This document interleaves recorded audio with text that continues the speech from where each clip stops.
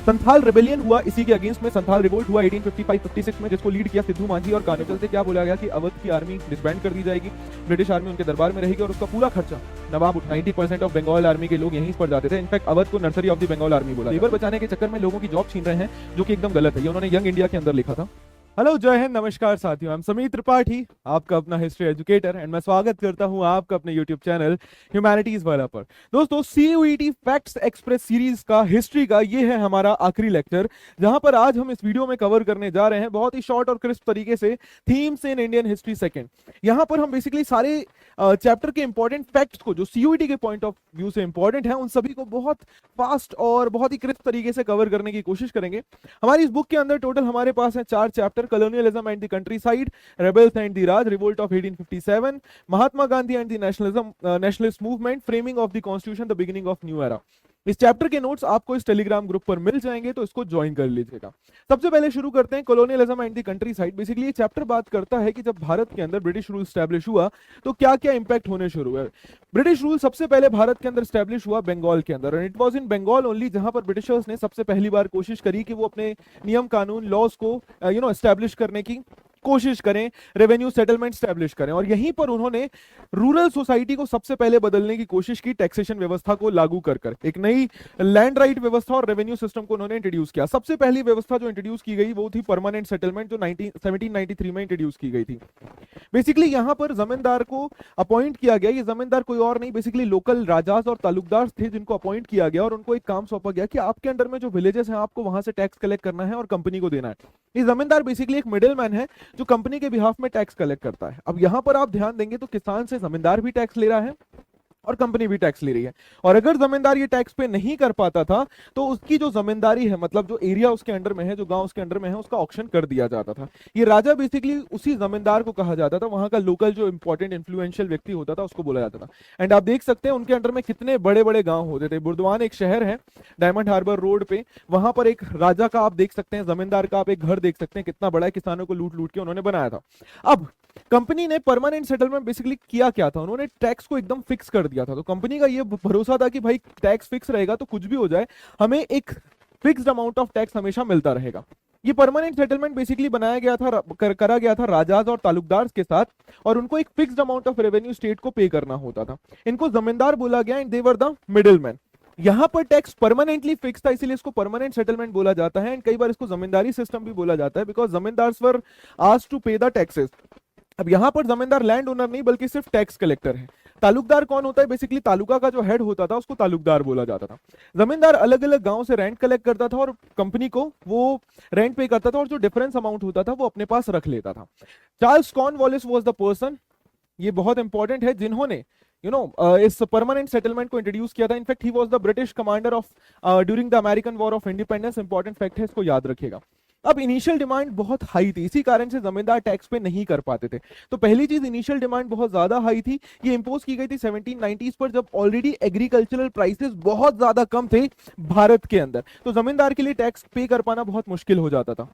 क्यों? क्योंकि फसल के प्राइसेस मिल नहीं रहे हैं, तो ऑब्वियस सी बात है कि किसान जमींदार को पैसे नहीं दे पा रहे हैं, जमींदार बदले में पैसे जो है वो कंपनी को नहीं पे कर पाता था। रेवेन्यू जो था वो एकदम फिक्स था, चाहे कोई भी कंडीशन हो, तो ऑब्वियस सी बात है सर बहुत मुश्किलें होती थी इस रेवेन्यू को पे करने के लिए। एंड इनफैक्ट एक लॉ था जिसका नाम था सनसेट लॉ। इस लॉ के तहत क्या बात थी कि एक फिक्स डेट की शाम ढलने से पहले जमींदार को रेवेन्यू पे करना होता था, और अगर वो रेवेन्यू पे नहीं कर पाता था तो उसकी जमींदारी को ऑक्शन कर दिया जाता था।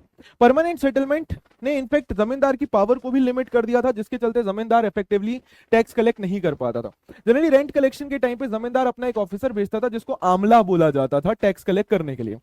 अब कई बार गांव के अंदर जो रिच किसान होते थे, जिनको जोतेदार बोला जाता था, या जो विलेज हेडमैन होते थे, वो भी जमींदार के लिए बहुत बड़ी प्रॉब्लम क्रिएट करते थे। ये जोतेदार थे कौन? ये रिच पीजेंट्स की क्लास थी बंगाल के अंदर, इनको जोतेदार बोला जाता था। इनके पास बहुत बड़ी बड़ी जमीनें होती थी, और ये जमीनें बेसिकली गांव के ही लोगों से शेयर क्रॉपर की तरह ये खेती करवाते थे उसमें, जिनको अधियार या बरगादार बोला जाता था। और इनफैक्ट जोतेदार बिकॉज गांव में ही रहते थे और किसानों की मदद करते थे, तो जमींदार से ज्यादा पावर जोतेदार के पास होती थी एक पर्टिकुलर गांव के अंदर। और यही कारण है कि जमींदार को हमेशा अपोज करते थे ये जोतेदार, और कोशिश करते थे कि जमींदार की जमीन का ऑक्शन हो जाए।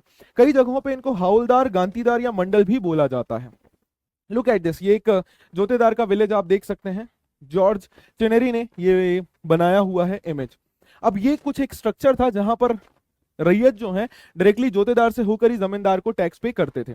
अब फ्रांसिस बुकानन ने इनफेक्ट जोतेदार के बारे में अपनी रिपोर्ट के अंदर बताया भी है, राइट, कि किस प्रकार से ये जोतेदार जो है अलग अलग इंस्टॉलमेंट में टैक्स कलेक्ट करने में प्रॉब्लम क्रिएट करते थे। पट्टा मतलब डीड्स होता है, हायर्स कचहरी मतलब होता है कोर्ट, ठीक है, तो ये टर्म्स याद रखिएगा। थाना मतलब होता है पुलिस स्टेशन, और मुंसिफ कौन होता है, जुडिशियल ऑफिसर होता है ये कचहरी लेवल पर, ठीक है।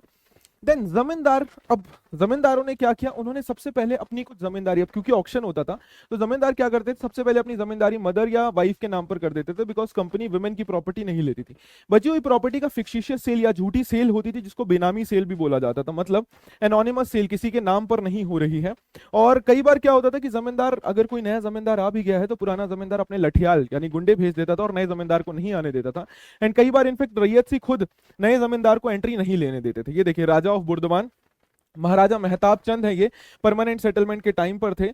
तेज चंद ये राजा थे बुर्दवान के, आगे चल के मेहताब चंद आए, और मेहताब चंद ने इनफैक्ट ब्रिटिशर्स की हेल्प भी की थी संथाल रिवोल्ट को शांत करने में और 1857 के रिवोल्ट को शांत करने में। याद रखना है इस इंपॉर्टेंट फैक्ट को।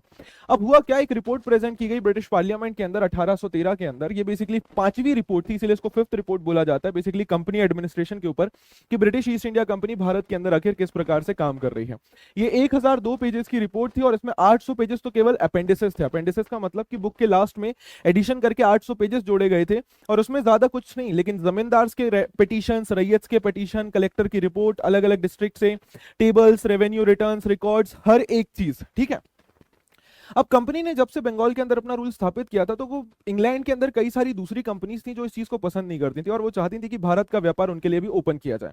तो इनफैक्ट उन्होंने ये भी डिमांड की कि जो रॉयल चार्टर के तहत कंपनी को मोनोपोली दी गई थी उसको खत्म कर दिया जाए। ब्रिटिश पार्लियामेंट ने इसके चलते कई सारे रेगुलेटरी एक्ट भी पास किए थे, जिनको रेगुलेटिंग एक्ट बोला जाता था। और 5वीं रिपोर्ट बेसिकली एक रिपोर्ट थी जिसको सिलेक्ट कमेटी ने बनाया था, और ये रिपोर्ट इसीलिए पब्लिश की गई क्योंकि ब्रिटिश पार्लियामेंट ने कंपनी को बोला था कि आप भारत में जो भी काम कर रहे हैं उसका पूरा रिकॉर्ड दीजिए। ये देखिए, अंडुल पैलेस, ये बेसिकली एक जमींदार का ही पैलेस है। सत्यजीत रे साहब की जो फेमस फिल्म है जल सागर, याद रखना जल सागर, ये उसका सेट था एक टाइम पर। ये 5th रिपोर्ट के ऊपर ये वाला, इसको आप प्लीज पढ़ लीजिएगा, ये बहुत ही इंपॉर्टेंट सोर्स है, इससे कई बार सोर्स बेस्ड क्वेश्चन आए हुए हैं। अब नेक्स्ट हम आते हैं राजमहल हिल्स के अंदर, हो एंड दी प्लाव, बेसिकली कुदाली और हल की लड़ाई। इस राजमहल हिल्स के अंदर ओरिजिनली बेसिकली रहते थे यहाँ पर पहाड़ियास। ये पहाड़ियास राजमहल हिल्स में रहते थे, फॉरेस्ट प्रोड्यूस पर शिफ्टिंग कल्टीवेशन करते थे, और साथ ही साथ ये महुआ के फ्लावर कलेक्ट करते थे, सिल्क ककून उगाते थे, रेजिन्स बेर उगाते थे, लकड़ियां चारकोल बनाते थे। बल्कि जो पेड़ नीचे छोटी मोटी घास पत्ती होती थी वहां पे अपने जानवर चला के ये पास्टोरलिज्म भी करते थे। अब ये पहाड़ियास बेसिकली माना जाता है they were hunters, shifting cultivators, food gatherers, charcoal producers, silk worm rearers, they were connected to forest. तो मतलब इनकी पूरी जिंदगी जो है वो जंगलों से ही चल रही थी। एंड आगे चलकर क्या हुआ, ब्रिटिशर्स ने ना केवल किसानों की ही जमीन छीनी बल्कि जंगलों के अंदर भी घुसकर उनको एंक्रोच करना शुरू किया। अब ये पहाड़ियास बेसिकली कबीलों में रहते थे, और इनके जो चीफ होते थे वो दूसरे कबीलों के साथ अच्छे रिलेशन मेंटेन करते थे। प्लस जो सेटल्ड लोग होते थे उनको कई बार रेड भी किया जाता था अगर जंगलों के अंदर खाने की कमी हो जाती थी। इनफैक्ट कोई भी ट्रेडर अगर इन राजमहल हिल्स के जंगलों से क्रॉस होता था तो उससे एक टैक्स लिया जाता था, और ये पहाड़ियास जो हैं ये उनको सेफ्टी प्रोवाइड कराते थे। एंड इस तरीके से पहाड़ियास की लाइफ बहुत जबरदस्त चल रही थी यहाँ पर। लेकिन 18वीं सेंचुरी के एंड तक आते आते ब्रिटिशर्स ने इन जंगलों में एनक्रोच करना शुरू किया और जंगलों को काटकर उसको फील्ड्स में, चावल के खेत में कन्वर्ट करना शुरू किया। वो ये मानते थे कि भाई बेसिकली इन खेतों को हटाना है, इन जंगलों को हटाना है और इनको खेतों में कन्वर्ट करना है ताकि हमें ज्यादा से ज्यादा रेवेन्यू मिल सके, और साथ ही साथ ये लोग सेटल हो सके ताकि इनसे टैक्स कलेक्ट करना हमारे लिए आसान हो सके। 1770 के बाद से जब पहाड़ियास ने मना कर दिया कि हम सेटल नहीं होंगे तो ब्रिटिशर्स ने उनको मारना शुरू किया। 1780 में एक कलेक्टर आया जिनका नाम था ऑगस्टस क्लीवलैंड। इन्होंने बोला कि भाई देखो, मार काट सही नहीं है, हम पैसिफिकेशन की पॉलिसी को अपनाते हैं, लेकिन फिर भी पहाड़ियास रेडी नहीं हुए। ये देखिए, ये भागलपुर के कलेक्टर थे बेसिकली ऑगस्टस क्लीवलैंड। तो उसी के टाइम पे ये कैसी पेंटिंग बनाई गई थी पहाड़िया के घरों की। ये देखिए, ये जंगल महाल, जंगल टेरिटरी जहां पर राजमहल हिल्स में वो लोग रहते थे, उसकी एक पेंटिंग जिसको विलियम हॉजेस ने बनाया है। अब 1800 तक बेसिकली क्या हुआ कि पहाड़ियास की जगह उस इलाके में एक नई ग्रुप आने लगी जिनको बोला गया संथाल्स, और ये संथाल्स जंगल काटने के लिए और खेती करने के लिए रेडी थे। ऑल्दो ये भी आदिवासी थे, बट पहाड़ियास की तरह they were not opposing the Britishers, rather they were ready to cut down the forest and settle down and perform agriculture. Paharia की लाइफ जहां पर एक तरफ कुदाली से बेसिकली कुदाली से शो होती है, वहीं पर हल से लाइफ को डिनोट किया गया किसकी, सर संथाल की, क्योंकि ये खेती करने के लिए रेडी हो गए थे। अब ये संथाल बेसिकली इस इलाके में माना जाता है 1780 के आसपास से आए थे और जमींदारों ने इनको हायर किया था ताकि ये सेटल हों और इन इलाकों में खेती करना शुरू करें, क्योंकि पहाड़ियाज खेती करने के लिए रेडी नहीं थे। ये संथाल विलेज बेसिकली आपको देखने को मिलेगा और ये राजमहल हिल्स के टाइम पे वॉल्टर शेरविल ने इसको बनाया हुआ है और कितनी शांत लाइफ है। हुआ क्या, 1832 में ब्रिटिशर्स ने एक बहुत बड़ा इलाका संथाल्स के नाम पर कर दिया और उसको बोला गया दामिने को। बेसिकली संथाल्स को एक डिमार्केटेड बाउंड्री इलाका दिया गया और बोला गया आप यहाँ पर सेटल हुई और अगले 10 सालों में आप कोशिश करिए एटलीस्ट 1/10 इलाका आप अपनी खेती के अंडर में लेकर आए। संथाल्स ने बहुत तेजी से इलाके को साफ किया और खेती करनी शुरू की। जैसे जैसे खेती बढ़ी, ऑब्वियसली ब्रिटिश सरकार ने उनके ऊपर हैवी टैक्सेस लगाने शुरू किए। एक पॉइंट आया जब संथाल्स को ये समझ आना शुरू हो गया कि अब उनकी जमीन के अंदर ट्रेडर्स, व्यापारी, मर्चेंट्स, साहूकार्स, मनी लैंडर्स और ब्रिटिशर्स का कब्जा होना शुरू हो रहा है। वो बहुत ज्यादा टैक्सेस कलेक्ट कर रहे हैं और ये जो फॉरेनर्स हैं जिनको उन्होंने डीकूज बोला, डीकूज मतलब ये आउटसाइडर्स जो हैं, ये उनकी लाइफ को हैम्पर कर रहे हैं। संथाल रिबेलियन हुआ इसी के अगेंस्ट में, संथाल रिवोल्ट हुआ 1855-56 में, जिसको लीड किया सिद्धू मांझी और कानू मांझी। आपने सुना होगा इनको, सिद्धू मांझी, ही was the leader of Santhal rebellion. इस रिबेलियन के बाद आखिरकार ब्रिटिशर्स को समझ आया कि संथाल्स को एक बहुत बड़ा इलाका देना पड़ेगा उन्हें, अदरवाइज इस विद्रोह में उनकी सत्ता खत्म हो जाएगी। और इसी के बाद एक संथाल परगना बनाया 55,000 स्क्वायर माइल्स का। कहां पर? भागलपुर डिस्ट्रिक्ट, बीरभूम डिस्ट्रिक्ट में। ये देखिए, ये लड़ाई की एक फोटो दिखाई जा रही है कि किस प्रकार से संथाल्स जो है लड़ाई लड़ रहे थे। संथाल विलेजेस को किस प्रकार से जला दिया गया था और ये संथाल प्रिजनर्स को पकड़ के ले जाया जा रहा है। इस थर्ड बुक के अंदर से प्लीज इमेजेस को और इसके डिस्क्रिप्शन को जरूर ध्यान से पढ़िएगा, बिकॉज इसमें से भी सवाल पूछ लिए जाते हैं। अब ये सारी कहानी बेसिकली हमें पता चलती है फ्रांसिस बुकानन साहब के रिपोर्ट से। फ्रांसिस बुकानन साहब बेसिकली ईस्ट इंडिया कंपनी के अंदर हायर हुए थे। ये ओरिजिनली एज अ फिजिशियन आए थे भारत के अंदर, द बंगाल मेडिकल सर्विस के अंदर, एंड इनफैक्ट ये सर्जन थे गवर्नर जनरल लॉर्ड वेलेस्ली के। और कलकत्ता में रहते हुए उन्होंने एक जू भी बनाया जिसको आगे चलकर कलकत्ता अलीपुर जू बोला गया, और कुछ वक्त के लिए बोटेनिकल गार्डन्स के भी हेड थे। और गवर्नमेंट ऑफ बंगाल के कहने पर इन्होंने सर्वे करना शुरू किया था और अलग अलग जगहों पर जाना शुरू किया था। तो जहां कहीं पर भी बुकानन साहब जाते वो बेसिकली रिकॉर्ड करते थे कि कौन सी चीजें हैं जिनको ब्रिटिशर्स यूज कर सकते हैं कमर्शियल तरीके से अपने यूरोप में भेजने के लिए या मार्केट के अंदर सेल करने के लिए। जैसे आयरन और माइका, ग्रेनाइट, सॉल्ट पीटर या फिर सॉल्ट मेकिंग, आयरन और मेकिंग टेक्निक कैसी है, उसी के साथ साथ कौन सी जमीन है जो ज्यादा उपजाऊ है जहां पर राइस और कॉटन उगाया जा सकता था। And it was Francis Buchanan only जिन्होंने ये सजेशन दिया था कि राजमहल हिल्स के जंगलों को काट कर इसको खेतों में कन्वर्ट कर देना चाहिए। बुकानन साहब 1815 में वापस घर लौट गए थे और उनकी माताजी की मृत्यु के बाद उन्होंने नाम ले लिया था हैमिल्टन। तो उन्होंने पूरे तरीके से बोला गया फ्रांसिस बुकानन हैमिल्टन। ठीक है, ये देखिए उन्होंने बताया कि भाई संथाल्स की लाइफ कैसी है, किस प्रकार से वो एक छोटे से इलाके में रह रहे हैं। काडुआ के पास उन्हें जो पत्थर देखने को मिले उसके बारे में उन्होंने बताया। उन्होंने ये भी बताया कि किस प्रकार के आप यहाँ की जमीन को खाली करके इस पर खेती कर सकते हैं और उस खेती से बहुत ज्यादा प्रॉफिट होगा आपको। इनफैक्ट वो बताते हैं टेसार सिल्क के बारे में, यहाँ पर आसन और पलास के फ्लावर्स के बारे में ये जिक्र करते हैं। ठीक है, लैक के बारे में क्लिक, पल्मेरा या पल्मायरा और मोवा, महुआ को इन्होंने मेंशन किया है। ये टर्म्स याद रखिएगा क्योंकि 1 मार्कर के लिए पूछ लिया जा सकता है। एक क्वेश्चन आपका पूछा जा सकता है इसमें।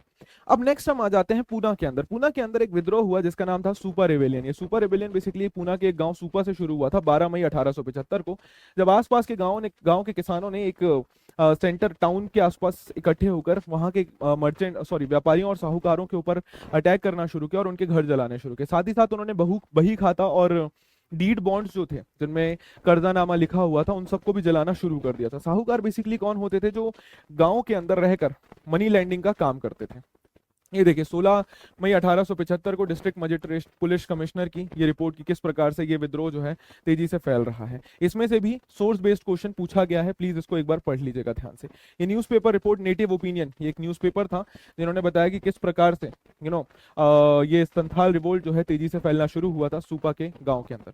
अब बेसिकली ये सारी कहानी शुरू हुई सुपा के गाँव से 1820 में, जब ब्रिटिशर्स बंगाल और बिहार के इलाकों से नीचे साउथ इंडिया डेक्कन की तरफ आए तो उन्हें समझ आया कि यहाँ पर हमें एक नया रेवेन्यू सिस्टम इंट्रोड्यूस करना पड़ेगा। इसका सबसे बड़ा रीजन माना जाता है इकोनॉमिस्ट डेविड रिकार्डो। ये बहुत ही इंग्लैंड के एक इंपॉर्टेंट इकोनॉमिस्ट थे और इनका ये कहना था कि देखो भाई, जब भी कभी एक प्रोड्यूसर है वो जरूरत से ज्यादा कमाने लगता है तो राज्य को उस पर टैक्स लेना चाहिए, अदरवाइज वो प्रोड्यूसर क्या करेगा, इंस्टेड ऑफ वेलफेयर में वो पैसा लगाने के बस रेंट पे बैठकर खाता रहेगा। बंगाल के अंदर जमींदार यही कर रहे थे। ऑल्दो इनकम बढ़ गई थी बट ब्रिटिशर्स को उसका कोई फायदा नहीं मिल रहा था और जमींदार जो भी एक्स्ट्रा पैसा आ रहा था उसको एज अ रेंट रख के बस मजे उड़ा रहा था, वो खेती पर कोई भी इन्वेस्टमेंट नहीं कर रहा था। तो एक ओनर के पास सिर्फ एवरेज रेंट होना चाहिए और बाकी जो भी एक्स्ट्रा टैक्स है वो सरकार के पास जाना चाहिए। ब्रिटिश गवर्नमेंट भी इस चीज के लिए रेडी थी कि ऑब्वियसली जमींदार जो हैं वो किसानों को लूट रहे थे, और बीच में एक मिडिलमैन होने से चलते क्या हो रहा था कि जो मैक्सिमम टैक्स ब्रिटिशर्स के पास आना चाहिए वो नहीं आ पा रहा था। इसी के चलते ब्रिटिशर्स ने बॉम्बे डेक्कन में एक नया रेवेन्यू सिस्टम इंट्रोड्यूस किया जिसको बोला गया Ryotwari system. As the name suggest Ryotwari, यहाँ पर टैक्स डायरेक्टली किसानों से कलेक्ट किया जाता था एंड कोई भी मिडिलमैन नहीं होता था। बेसिकली एवरेज इनकम जो अलग अलग टाइप ऑफ सॉइल से निकल कर आती थी उसको एज अ टैक्स लिया जाता था, एंड सबसे इंपॉर्टेंट चीज कि इसको हर साल रीसर्वे किया जाता था। मतलब यहां पर टैक्स डिमांड जो थी परमानेंट सेटलमेंट की तरह फिक्स नहीं थी। अब सबसे पहला जो रेवेन्यू सेटलमेंट किया गया था वो 1818-20 के आसपास किया गया था। अब इस टाइम पे भी जो इनफैक्ट रेवेन्यू लगाया गया था वो उस टाइम का बहुत हाई रेवेन्यू था। किसानों के पास इतने पैसे नहीं थे कि वो उस रेवेन्यू को पे कर सकें। At the same time agricultural prices जो थे, फसल के प्राइसेस बहुत कम थे मार्केट में, एंड इसी कारण से किसान जो है टैक्स पे नहीं कर पाते थे। एट द सेम टाइम 1832-34 में एक बहुत बड़ा फेमाइन आया जिसमें काफी सारे पशु और इंसान मारे गए। इस फेमाइन में पशुओं के मारे जाने के बाद किसानों के पास पैसे ही नहीं थे कि वो खेती कर सकें या किसी प्रकार से वो अपना टैक्स पे कर पाए। अब उनको क्या करना पड़ा, साहूकार के पास जाना पड़ा टैक्स कलेक्ट करने के लिए। सिचुएशन आगे चल के थोड़ी सी ठीक हुई एंड फिर आया cotton boom. Cotton boom basically आना शुरू हुआ 1860 के आसपास। बेसिकली 1860 से पहले ब्रिटेन को जितने भी कॉटन की जरूरत होती थी अपनी इंडस्ट्रीज के अंदर वो सारा कॉटन अमेरिका से आता था। लेकिन अब 1861 से लेकर 1865 तक बेसिकली क्या हुआ, अमेरिका के अंदर चल रहा था सिविल वॉर। क्या चल रहा था सर? अमेरिकन सिविल वॉर 1861 से 65 तक। तो ब्रिटिशर्स को ये चीज पहले से पता थी, तो उन्होंने अपने यहाँ पर एसोसिएशन बनाने जैसे शुरू किए। जैसे 1857 में कॉटन सप्लाई एसोसिएशन बनाया, 1859 में मैनचेस्टर कॉटन कंपनी बनाई। इनका मेन काम क्या था कि अमेरिका के अलावा और कहाँ से कॉटन लाया जा सकता है इनकी इंडस्ट्री के लिए, उन सारे सेंटर्स को, उन सारे अल्टरनेटिव सेंटर्स का पता लगाना और उनका ध्यान रखना, कॉटन को एनकरेज करना, कॉटन प्रोडक्शन को जहां कहीं पर भी हो सके। जब अमेरिकन सिविल वॉर हुआ तो ऑब्वियस सी बात है कि अब अल्टरनेटिव सेंटर ऑफ पावर चाहिए था, और अमेरिकन सिविल वॉर का फायदा उठाया भारत ने। ये देख सकते हैं शिप्स में किस प्रकार से कॉटन बेल्स को उठाकर ले जाया जाता था। अब भारत के अंदर जब कॉटन की डिमांड बढ़ी तो ऑब्वियस सी बात है कि जो व्यापारी थे उन्होंने भारत के अंदर गांवों में जा जाकर लोगों को साहूकारों को पैसा देना शुरू किया, और उन्होंने कहा कि किसानों को आप एडवांस में पैसा दीजिए और उनसे कॉटन प्रोडक्शन करवाना शुरू कीजिए। कॉटन प्रोडक्शन बहुत तेजी से बढ़ना शुरू हुआ, किसानों को एडवांस मिलना शुरू हुआ, और इनफैक्ट आगे चलकर बॉम्बे गजेट नाम के एक न्यूज़पेपर के अंदर एक एडिटर ने लिखा भी कि भारत यूएसए को हटाकर बहुत जल्दी ही कॉटन सुपर पावर बन जाएगा दुनिया का। लेकिन जैसे ही सिविल वॉर खत्म हुआ, कॉटन प्रोडक्शन अमेरिका में दोबारा रिवाइव हुआ और इंडिया से जो भी कॉटन प्रोड्यूस हो रहा था उसको बंद कर दिया गया। अब जैसे ही क्रेडिट खत्म हुआ, साहूकारों ने लोन देना तो बंद किया ही किया, साथ ही साथ अपना पुराना रेवेन्यू डिमांड जो बचा हुआ था, जो लोन बचा हुआ था, उसको वापस मांगना शुरू किया। At the same time British government ने भी एक नया रेवेन्यू सिस्टम को दोबारा से रिवाइज किया 30 सालों के बाद, और रेवेन्यू को लगभग 50 से लेकर 70% तक कई सारे इलाकों में बढ़ा दिया। ठीक है, 50 से लेकर 70% तक कई सारे इलाकों में बढ़ा दिया। अब अल्टीमेटली मनी लैंडिंग ऐसा नहीं है कि पहली बार हो रही थी, मनी लैंडिंग इससे पहले भी होती थी, साहूकार इससे पहले भी होते थे, लेकिन गांव के अंदर नियम कानून होते थे जिसके चलते साहूकार किसानों को लूट नहीं सकते थे। जैसे एक बेसिक नियम था कि भाई कभी भी जो अमाउंट लिया गया है लोन पर उसमें प्रिंसिपल अमाउंट से ज्यादा इंटरेस्ट आप नहीं लगा सकते हैं, लेकिन साहूकार कई जगहों पे प्रिंसिपल अमाउंट से ज्यादा इंटरेस्ट ले रहे थे। तो इसी के चलते 1859 में ब्रिटिशर्स ने एक लॉ पास किया which was called limitation law. इस लिमिटेशन लॉ के चलते क्या बोला गया कि साहूकार और किसानों के बीच में साइन किया हुआ बॉन्ड केवल 3 साल तक वैलिड रहेगा। लेकिन साहूकारों ने क्या करना शुरू किया, हर 3 साल में नया बॉन्ड बनाने लगे, और जो भी बचा हुआ प्रिंसिपल अमाउंट था प्लस इंटरेस्ट अमाउंट था, 3 साल बाद उसको प्रिंसिपल अमाउंट बना दिया और उस पर नए इंटरेस्ट चार्जेस लगाने शुरू कर दिए। मनी लैंडर रिसीट देने से मना कर देते थे जब भी कभी लोन रिपेमेंट हो जाता था, या गलत फिगर बॉन्ड के अंदर डाल लेते थे, और अल्टीमेटली किसानों की फसल कम दामों में खरीद लेते थे या छीन लेते थे, और आखिरकार उनके घर और उनके बैल भी छीन लेते थे। अब इसी के चलते हुआ था ये सुपर रिवोल्ट। 1877 में डेक्कन राइट कमीशन बनाया गया था, और इस कमीशन ने अपनी रिपोर्ट प्रेजेंट की थी बॉम्बे पार्लियामेंट में 1878 में, और इस रिपोर्ट को डेक्कन राइट रिपोर्ट बोला जाता है। और इस कमीशन ने बताया कि लोग बेसिकली ब्रिटिशर से नहीं बल्कि वो साहूकारों से एंग्री थे, क्योंकि साहूकार उनको बहुत ज्यादा लूट रहे थे। ठीक है, ये देखिए, ये रूरल सीन विलियम प्रिंसेप साहब ने बनाया है। ये इंपॉर्टेंट है टाइमलाइन, प्लीज इसको देख लीजिएगा। ठीक है, परमानेंट सेटलमेंट कब हुआ, रेगुलेटिंग एक्ट जो मैंने बताया था, ठीक है, ये सारी डेट्स बहुत इंपॉर्टेंट है। Next, rebels and the Raj, revolt of 1857। अब होता क्या है, ये कहानी शुरू होती है 10 मई 1857 से, जब सिपाही जो हैं मीरठ के अंदर विद्रोह कर देते हैं। म्यूटिनी, बेसिकली जब सिपाही विद्रोह करते हैं तो उसको म्यूटिनी बोला जाता है। सिपाहियों ने विद्रोह करने के बाद सारे इंग्लिशमैन को मार दिया और अपने साथियों को जेल से छुड़ा लिया, और 10 तारीख की रात को ट्रेवल करके वो 11 तारीख की सुबह, 11 मई की सुबह पहुंच गए बहादुर शाह जफर के पास दिल्ली में। Bahadur Shah Zafar was the last Mughal emperor जो कि रेड फोर्ट में उस समय पर रह रहे थे। अंदर जाने के बाद उन्होंने बहादुर शाह जफर को बोला कि भाई आप हमारे इस विद्रोह को अपनी ब्लेसिंग दीजिए, this is the image of Bahadur Shah Zafar. अब 12-13 मई को, ऑल दो सिचुएशन थोड़ी सी शांत रही, लेकिन फिर से जैसे ही ये न्यूज फैलनी शुरू हुई नॉर्थ इंडिया के अंदर कि बहादुर शाह जफर ने इस रिवोल्ट को अपनी लीडरशिप दे दी है, नॉर्थ इंडिया के दूसरे इलाकों में बहुत तेजी से ये विद्रोह फैलने लगे और केवल इस बार सिपाही नहीं बल्कि आम लोग भी इस विद्रोह का हिस्सा बनना शुरू हो गए। अब ये बेसिकली कुछ टर्म्स हैं, बेल ऑफ आर्म्स, बेसिकली जहां पर आप देख सकते हैं सारे वेपन्स रखे जाते हैं। फिरंगी एक पर्शियन शब्द है, इंपॉर्टेंट है ये, फ्रैंक शब्द से निकल कर आया है, जहां मतलब फ्रांस का नाम पड़ा था इसी के नाम पर, और ये बेसिकली एक डेरोगेटरी सेंस में यूज किया जाता था। अब सिपॉयज ने बेसिकली अपनी जो भी सिग्नल होते थे वो शुरू करते थे फायरिंग से, गन फायरिंग से या बिगुल बजाकर। उन्होंने गवर्नमेंट बिल्डिंग्स पर अटैक करना शुरू किया, telegraph office, record room, bungalow, सारे आर्म्स एंड एम्यूनिशंस और सारी ट्रेजरी को लूटना शुरू कर दिया। प्रोक्लेमेशंस, इश्तेहार जारी किए गए, आदेश जारी किए गए हिंदी, उर्दू और पर्शियन भाषा में, और लोगों को बोला गया कि बाहर निकल कर आइए और अंग्रेजों के खिलाफ विद्रोह कीजिए। मंथ मई और जून के मंथ में तो इनफैक्ट ब्रिटिशर्स को ये लगने लग गया था कि भाई हमारे पास अब कोई सोल्यूशन ही नहीं है, और एक ब्रिटिश राइटर लिखते भी हैं कि ताश के पत्तों की तरह उनकी सरकार तेजी से एक जगह से दूसरी जगह खत्म होती जा रही थी। ये एक दिल्ली उर्दू अखबार के अंदर बताया गया कि किस प्रकार से माहौल चल रहा था इस रिवोल्ट के दौरान, कि भाई बैंगन या फिर कह लीजिए कद्दू मिलना बहुत मुश्किल था, साग, स्पिनैच को बोला गया। कुंजराज वेजिटेबल जो ग्रो करते हैं वो वेजिटेबल लेकर नहीं आ रहे थे। शुराफ्स या शुरफाज जो अच्छे लोग होते थे, वो बताते हैं कि हलाल खोर जो कि राइटियस होते थे वो हराम खोर बन चुके हैं, दैट इज करप्ट बन चुके हैं। ठीक है, ये फ्रैंकोइस सिस्टन की एक कहानी बताई गई है जो कि क्रिश्चियन पुलिस ऑफिसर थे सीतापुर डिस्ट्रिक्ट के अंदर। अब जहां कहीं पर भी विद्रोह हुआ लोगों ने अपने लीडर्स को ढूंढना शुरू किया, तो ये थे इंपॉर्टेंट लीडर। दिल्ली के अंदर बहादुर शाह जफर, कानपुर के अंदर नाना साहेब जो कि पेशवा बाजीराव सेकंड के सक्सेसर थे, झांसी के अंदर रानी लक्ष्मीबाई, आरा बिहार के अंदर कुंवर सिंह लोकल जमींदार थे, अवध के अंदर बिरजिस कादिर जो कि बेटे थे नवाब वाजिद अली शाह के और उनकी वाइफ बेगम हजरत महल के, बड़ौद उत्तर प्रदेश में शाहमल, और सिंहभूम डिस्ट्रिक्ट छोटा नागपुर में गुनू एक ट्राइबल कल्टिवेटर थे, उन्होंने कोल ट्राइबल्स को इस विद्रोह के अंदर लीड किया। नाना साहेब इन्होंने रिवोल्ट में पार्टिसिपेट किया, लेकिन आखिरी में जब वो हार गए तो वो नेपाल चले गए। रानी लक्ष्मीबाई इन्होंने भी इस रिवोल्ट में पार्टिसिपेट किया। शाहमल, मैंने आपको बताया कि बड़ौद उत्तर प्रदेश की जाट कल्टीवेटर की क्लान से आते थे, 84 विलेज जो थे उनके ये हेड थे, और माना जाता है कि ही वॉज द पर्सन जिन्होंने हॉल ऑफ जस्टिस को स्टैब्लिश किया था।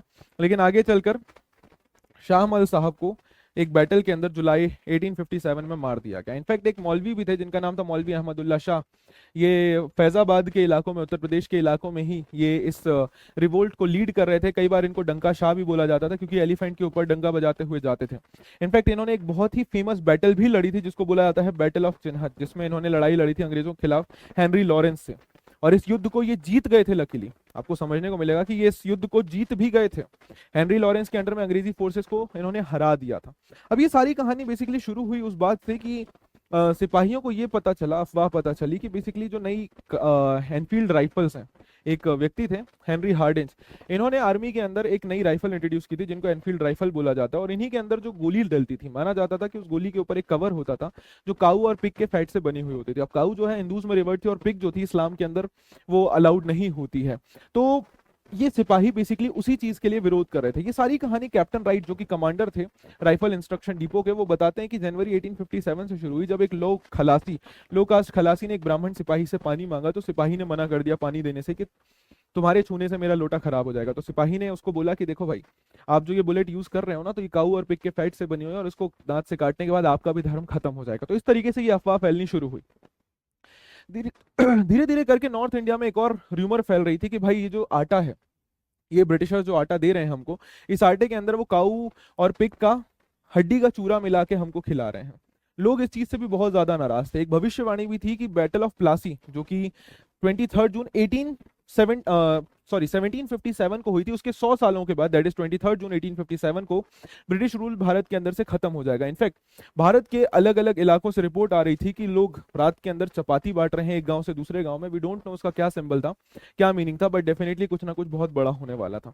अब गवर्नर जनरल, इसके अलावा और भी कारण थे। Governor general Lord William Bentinck के अंदर में भारत के अंदर कई सारे सोशल रिफॉर्म्स किए गए, जैसे आपको देखने को मिलेगा सती प्रथा को बैन कर दिया गया, 1829 में विडो रिमैरिज एक्ट को पास कर दिया गया। इसी के साथ साथ इंग्लिश मीडियम स्कूल सेटअप किए गए, कॉलेज सेटअप किए गए, यूनिवर्सिटी सेटअप की गई जिसमें वेस्टर्न एजुकेशन, लिबरल आर्ट्स पढ़ाया जा रहा था। इंडियंस को ये सारी चीजें पसंद नहीं आ रही थी क्योंकि उनको लग रहा था कि बाहर के लोग आकर हमारी व्यवस्था के अंदर एनक्रोचमेंट कर रहे हैं, छेड़छाड़ कर रहे हैं। इनफैक्ट ब्रिटिशर्स ने पॉलिटिकली भी इंडियंस के राजा महाराजाओं को परेशान किया हुआ था। अवध को उन्होंने अपने कब्जे में कर लिया था, झांसी और सतारा को इसलिए कर लिया था क्योंकि उनका कोई लीगल सक्सेसर नहीं था, और ब्रिटिशर्स ने लॉ बनाया था कि जब तक किसी भी राजा का कोई लीगल सक्सेसर नहीं होगा, लीगल एयर नहीं होगा, कोई उनका बेटा दत्तक पुत्र नहीं होगा, उनको किसी भी प्रकार से किसी भी दत्तक पुत्र को जो है, अडॉप्टेड बेटे को जो है वो राजा नहीं बनाया जाएगा, और झांसी और सतारा को इसीलिए अपने कब्जे में ले लिया गया था। अब अवध के अंदर विद्रोह बेसिकली क्यों हो रहा था? 1851 में गवर्नर जनरल डलहौजी ने एक स्टेटमेंट दिया था, cherry that will drop into our mouth one day, ये उन्होंने अवध के कॉन्टेक्स्ट में कहा था। और 5 साल के बाद 1856 में अवध को अपने कब्जे में कर लिया गया था। बेसिकली सब्सिडरी अलायंस एक बार सेटअप कर दी गई थी अवध के साथ 1801 में, और इस ट्रीटी के चलते क्या बोला गया कि अवध की आर्मी डिसबैंड कर दी जाएगी, ब्रिटिश आर्मी उनके दरबार में रहेगी और उसका पूरा खर्चा नवाब उठाएंगे, और ब्रिटिशर्स के कहने पर ही नवाब सारा डिसीजन लेंगे, और एक ब्रिटिश रेसिडेंट, एक ब्रिटिश आप कह सकते हैं ऑफिसर जो है नवाब के दरबार में जाकर रहेंगे। अब ब्रिटिशर्स अवध को क्यों अपने कब्जे में करना चाहते थे? क्योंकि वहां की मिट्टी बहुत उपजाऊ थी इंडिगो कॉटन उगाने के लिए, और यहाँ पर बहुत बेहतरीन मार्केट स्टैब्लिश किया जाता था। उसके अलावा 1850s के अर्ली स्टेजेस में ऑलरेडी बहुत भारत का बहुत बड़ा हिस्सा ब्रिटिशर्स ने अपने कब्जे में कर लिया था, मराठास हो, दोआब हो, कार्नेटिक हो, पंजाब हो, बंगाल हो, तो वो अवध को भी अपने कब्जे में करना चाहते थे। अब अवध को उन्होंने कैसे अपने कब्जे में किया? बेसिकली नवाब वाजिद अली शाह, उनको हटा दिया गया और उनको कलकत्ता भेज दिया गया। क्या बोला गया कि Wajid Ali Shah he was doing miss government, वो यहाँ पर क्या कर रहे हैं? मिस गवर्नमेंट कर रहे हैं, और मिस गवर्नमेंट के चलते नवाब वाजिद अली शाह को इस पोस्ट से हटा दिया गया था। इससे पहले एक और इंपॉर्टेंट चीज बता दूं, सब्सिडरी अलायंस बेसिकली इंट्रोड्यूस की गई थी लॉर्ड वेलेस्ली के द्वारा, ठीक है, लॉर्ड वेलेस्ली के द्वारा 1798 में, ठीक है। तो सब्सिडरी अलायंस कब इंट्रोड्यूस की गई थी? 1798 में लॉर्ड वेलेस्ली के द्वारा, ठीक है। हाँ, तो वाजिद अली शाह जो कि अवध के नवाब थे, वो बहुत ही फेमस नवाब थे, उनको लोग बहुत पसंद करते थे, लेकिन ये बोलकर कि वो अवध का व्यवस्था अच्छे से नहीं चला पा रहे हैं, उनको निकाल के कलकत्ता भेज दिया गया। और माना जाता है जब उनको निकाला गया तो काफी सारे लोग उनके पीछे पीछे गए, कानपुर तक गाना गाते हुए और दुख मनाते हुए। इनफैक्ट कई लोग बोलते हैं कि life was gone out of the body, मानो ऐसा लग रहा था शरीर से प्राण चले गए हैं, और हर एक चीज ऐसा ऐसा लग रहा था कि लाइफलेस है। लोग बहुत दुखी थे उनके जाने आलम के जाने से। जाने आलम कौन? नवाब वाजिद अली शाह। इनफैक्ट एक सॉन्ग के अंदर बताया गया कि लोग बोल रहे हैं अंग्रेज बहादुर आए और मुल्क लयलीन हो गया, अंग्रेज बहादुर आए और हमारा मुल्क छीनकर हमसे चले गए। ये इंपॉर्टेंट सेंटर है विद्रोह के। अब अनेक्सेशन के बाद क्या किया? ब्रिटिशर्स ने अवध के अंदर अपना एक सेटलमेंट इंट्रोड्यूस किया, रेवेन्यू सेटलमेंट, जिसको बोला गया समरी सेटलमेंट। और इस समरी सेटलमेंट के चलते जहां कहीं से भी हो सकता था तालुकदार को हटाया गया, और 30 से 70% तक रेवेन्यू को कई जगहों पर बढ़ा दिया गया। अब कई सारे तालुकदार ये ऑलरेडी नवाब के लिए बहुत ज्यादा लॉयल थे, तो इन्होंने बेगम हजरत महल के साथ मिलकर अंग्रेजों के खिलाफ में बहुत जबरदस्त तरीके से अवध में विद्रोह किया, एंड इसीलिए अवध एक इंपॉर्टेंट सेंटर था जहां से विद्रोह बहुत तेजी से हो रहा था। सिर्फ यही कारण नहीं है, इसके अलावा और भी कारण थे, जैसे आपको देखने को मिलेगा। ये एक तालुकदार है, वो अपनी कहानी बताते हैं, हनवंत सिंह, राजा काल कंकर के थे। ये इंपॉर्टेंट है ये वाला बॉक्स भी, क्योंकि यहाँ से सोर्स बेस्ड क्वेश्चन आया हुआ है, ये देखिए। इसके अलावा एक और रीजन पता है क्या था? कि भारत के जो लोग थे वो ब्रिटिश आर्मी के अंदर 90% थे। 90% of British army it was composed of basically Indians. अब आपको क्या देखने को मिलता है कि ये अवध से ही मैक्सिमम लोग बंगाल आर्मी के अंदर जा रहे थे, इसीलिए कई बार आप देखेंगे कि अवध को nursery of the Bengal army भी बोला जाता है, nursery of the Bengal army. क्यों? क्योंकि अवध से मैक्सिमम लोग, अवध और आप कह सकते हैं ईस्टर्न यूपी, अवध और ईस्टर्न यूपी से, मतलब आप ऐसा मानकर चलिए कि 90% जो लोग हैं बंगाल आर्मी के अंदर वो यहीं से जाते थे।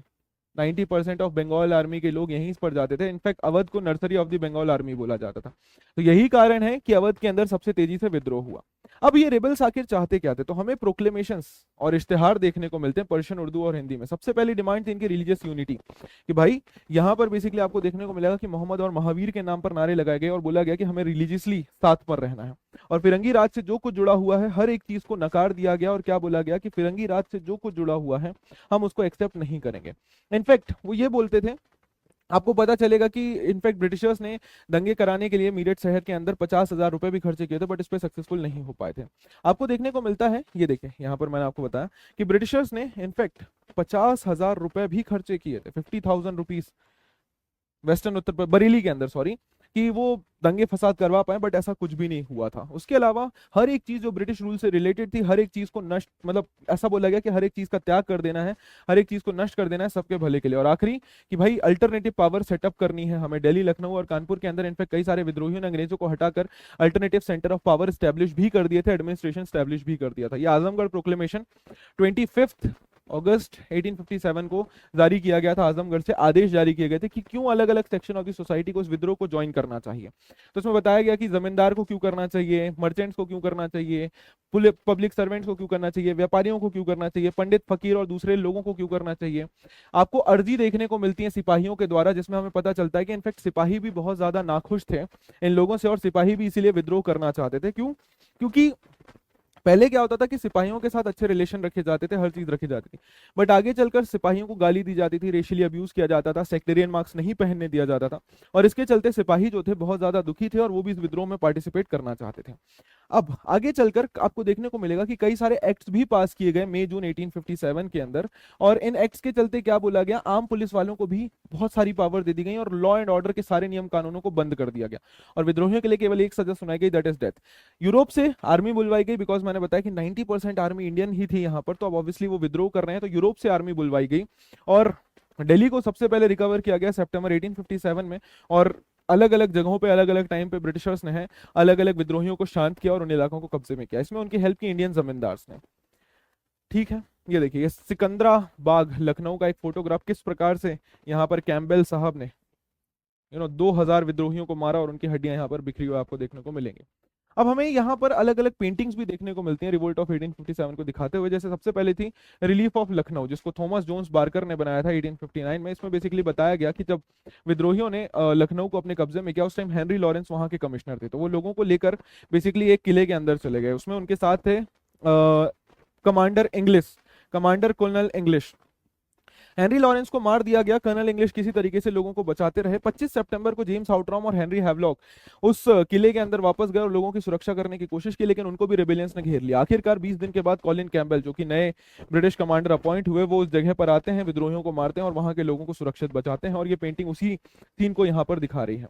इन मेमोरियम ये इनफैक्ट एक और पेंटिंग है जिसको जोसेफ नॉयल पेटॉन ने लिखा था, ये बहुत इंपॉर्टेंट है, याद रखिएगा। उन्होंने बनाया था म्यूटिनी के 2 साल के बाद, और यहाँ पे दिखाया जा रहा है कि कैसे ये महिलाएं जो है इंग्लिश वुमेन, ये डरी हुई हैं और किस प्रकार का गुस्सा यहाँ पर चल रहा है। मिस व्हीलर, वहीं पे दूसरी तरफ मिस व्हीलर एक फोटो बनाई गई जहां पर महिला बहुत स्ट्रांग दिखाई गई और सिंगल हैंडेडली वो रिबेल्स को मार रही हैं। उसी के साथ साथ एक फिगर जस्टिस फॉर्म में एक महिला को दिखाया गया जो एक शील्ड और तलवार लेकर लड़ रही हैं और कई सारे लोगों को मार रही हैं, भारत के विद्रोहियों को। और इन सभी इमेजेस के अंदर इंडियंस को एकदम डीमन की तरह दिखाया गया। साथ ही साथ नीचे यहाँ पर आपको एक बाइबल भी देखने को मिलेगी, मिस व्हीलर की पेंटिंग कानपुर के अंदर। ये पंच के अंदर आपको बेसिकली जस्टिस देखने को मिलेंगी, ये जस्टिस के फॉर्म में इनको शो किया गया है। ऐसी एक और इमेज दिखाई गई जहां पे बंगाल टाइगर से लड़ रहा है ब्रिटिश लायन, है ना। अब इतना ही नहीं, ब्रिटिशर्स ने क्या किया, एक तरीका निकाला कि भाई इन विद्रोहियों को खुलेआम मारना है ताकि लोगों के मन में डर आए और वो आगे से कोई ऐसा विद्रोह ना कर पाए। तो उसके लिए क्या करा जाता था, उनको गोली मार दी जाती थी या उनको फांसी पर चढ़ा दिया जाता था और इनकी इमेजेस को पब्लिकली प्रेजेंट किया जाता था। ये इंपॉर्टेंट है, सारी इमेजेस प्लीज इनको ध्यान दीजिएगा। जैसे ये देखिए पेशावर के अंदर ये कैसे गोली से उड़ाया जा रहा है, और यहाँ पर अगर आप देखेंगे तो एक एनेक्टमेंट किया गया ब्रूटल पावर का और यूनिफॉर्म में पहने हुए लोगों को गोली से मारा जा रहा है। ये देखिए उनको फांसी पे चढ़ा दिया गया। It was the performance of terror.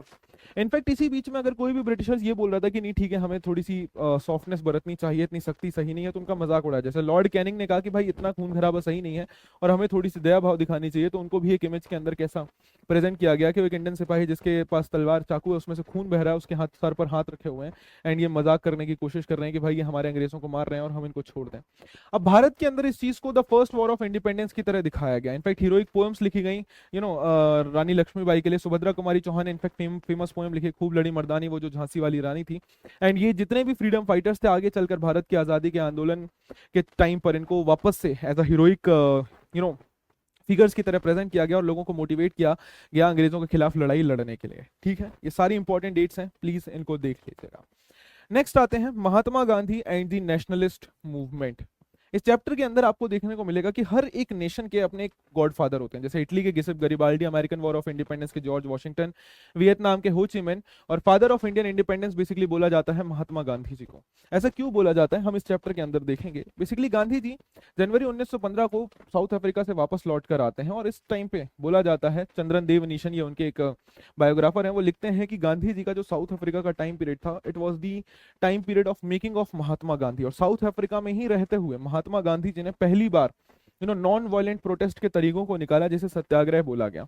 वहीं पर उन्होंने पहली बार अपर कास्ट इंडियंस को बोला कि भाई डिस्क्रिमिनेशन मत करो, रिलीजियस हार्मनी की बात की, और लो कास्ट लोगों के साथ अच्छा ट्रीटमेंट करने की बात की, और महिलाओं के साथ अच्छा ट्रीटमेंट करने की बात की गई। गांधी जी का पहला पब्लिक अपीयरेंस बेसिकली हमें देखने को मिलता है बनारस हिंदू यूनिवर्सिटी के ओपनिंग के अंदर, राइट। गांधी जी का पहला public appearance Banaras Hindu university के ओपनिंग के अंदर हुआ था। इससे पहले एक चीज मैं आपको और बता दूं कि 1905 में भारत के अंदर 1905 से 1907 तक चला था स्वराज मूवमेंट। गांधी जी जब वापस आए तो भारत का परिवेश थोड़ा सा बदल चुका था। इसी के साथ साथ हमें देखने को मिलता है कि कांग्रेस के अंदर दो ग्रुप ऑफ लीडर थे, एक तरफ थे एक्सट्रीमिस्ट लीडर और एक तरफ थे मॉडरेट लीडर। एक्सट्रीमिस्ट लीडर क्या मानते थे कि भाई हमें लड़ाई लड़नी है, मिलिटेंट अपोजिशन। किस चीज पर भरोसा रखते थे ये? मिलिटेंट अपोजिशन पे। तीन इंपॉर्टेंट लीडर थे, लाल, बाल, पाल। लाला लाजपत राय, बाल गंगाधर तिलक, बिपिन चंद्र पाल। ठीक है, लाल पंजाब के अंदर, बाल गंगाधर तिलक महाराष्ट्र के अंदर, और बिपिन चंद्र पाल बंगाल के अंदर। वहीं पे इनसे पहले जो फेज था वो था मॉडरेट्स का phase. Moderate leader basically old leaders थे जो किस बात पर भरोसा रखते थे कि भाई हमें रिक्वेस्ट करनी है, पिटीशन करनी है। इसी में एक इंपॉर्टेंट लीडर थे गोपाल कृष्ण गोखले। कौन? G K Gokhale, Gopal Krishna Gokhale. In fact he was the political mentor of Mahatma Gandhi, political mentor of Gandhi ji.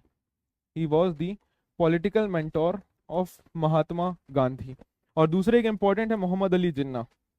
ये भी मॉडरेट लीडर में ही आते थे, ये भी गांधी जी की तरह ही एक लॉयर थे और गुजरात से ही आते थे ये। ठीक है, अब गांधी जी ने गोपाल कृष्ण गोखले जी के कहने पर एक साल भारत का टूर किया एंड उनकी सबसे पहली पब्लिक अपीयरेंस हुई बनारस हिंदू यूनिवर्सिटी की ओपनिंग में फरवरी 1916 में। यहाँ पर एनी बिसेंट, ये इंपॉर्टेंट कांग्रेस लीडर, ये भी प्रेजेंट थी। और इसी साल भारत का कांग्रेस सेशन हुआ लखनऊ के अंदर, मतलब कांग्रेस सेशन जो हुआ भारत के अंदर वो हुआ लखनऊ का दिसंबर 1916 में। और यहीं पर एक किसान जो है चंपारण से, बिहार से गांधी जी के पास आया और उन्होंने बोला कि प्लीज हमारे साथ चलिए क्योंकि अंग्रेज हमें अपने मन की फसल नहीं उगाने दे रहे हैं। इसी दौरान गांधी जी का पहला सत्याग्रह शुरू हुआ 1917 चंपारण सत्याग्रह, जहां पर किसानों के लिए सत्याग्रह किया गांधी जी ने कि वो इंडिगो नहीं उगाएंगे और अपने मनपसंद फसल उगा सकते हैं। 1918 में अहमदाबाद मिल स्ट्राइक हुई जहां पर बेटर वर्किंग कंडीशंस की डिमांड की जा रही थी टेक्सटाइल मिल के अंदर। और 1918 में ही खेड़ा सत्याग्रह हुआ पीजेंट्स का, जहां पर बेसिकली टैक्सेस को हटाने की बात की गई क्योंकि फसल अच्छी नहीं होगी थी। ये वाला हुआ था बिहार के अंदर, और बाकी ये दोनों जो सत्याग्रह हुए थे वो हुए थे गुजरात के अंदर। अब इसी दौरान चल रही थी द फर्स्ट वर्ल्ड वॉर। अब फर्स्ट वर्ल्ड वॉर के दौरान भारतीयों ने अंग्रेजों की मदद की थी और उन्होंने डिमांड की थी कि वो युद्ध खत्म होगा तो आप हमें सत्ता में कुछ हिस्सा देंगे। लेकिन जब युद्ध खत्म हुआ तो अंग्रेजों ने एक नियम कानून पास किया सर सिडनी रॉलेट के अंडर में, जिसको बोला गया रॉलेट एक्ट। और यहाँ पर बेसिकली किसी भी व्यक्ति को प्रिवेंटिव डिटेंशन के चलते 2.5 साल के लिए अरेस्ट किया जा सकता था। गांधी जी ने कहा कि इस रॉलेट एक्ट के अगेंस्ट में हम सत्याग्रह करेंगे। ये सत्याग्रह शुरू हुए, लेकिन सबसे ज्यादा सत्याग्रह इंटेंस थे पंजाब के अंदर, जहां पे कई सारे लोग ऑब्वियसली ब्रिटिशर्स के साथ लड़े थे युद्ध में, तो वो चाहते थे कि हमें कुछ सत्ता का हिस्सा मिले। ब्रिटिशर्स ने मार्शल लॉ लगा दिया और अप्रैल 1990 में ब्रिटिश ब्रिगेडियर उन्होंने अपनी ट्रूप के साथ एक मीटिंग के ऊपर फायर किया और इसी को बोला गया जलियांवाला बाग मैसेकर, जलियांवाला बाग हत्याकांड।